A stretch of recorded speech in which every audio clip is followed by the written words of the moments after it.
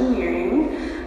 So the project that I am doing today was for the Institute of Energy and the Environment here on campus. So it's under Dr. George Hornberger, and it's just some undergraduate independent research I'm doing. It's not associated with the course, but it's under the larger water conservation project that they're doing. And my specific project, we sat down and thought about, why as a civil or environmental engineer do we care about water conservation and how that interacts with the public. And we really felt it was one of the only places in engineering where you couldn't just extract things into pure number form. You had to consider the political, social, economic, all these different things that go into our water issues that we have right now. So we wanted to ask, how does the way that the public engages and interprets information on water conservation, how does that vary based on where you live in the country?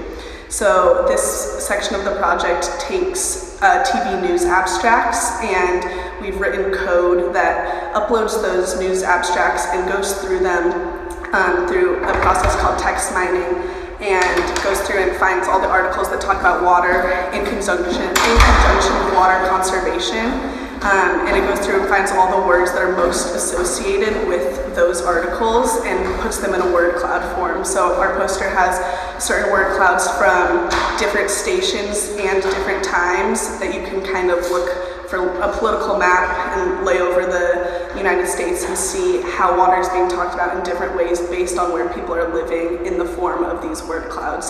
So we're really excited to see some of the more results that will come out of that, and hopefully soon we'll have some broader takeaways that we can have from it. But for now we're just playing around with the different time frames and areas of the country to see what we can find.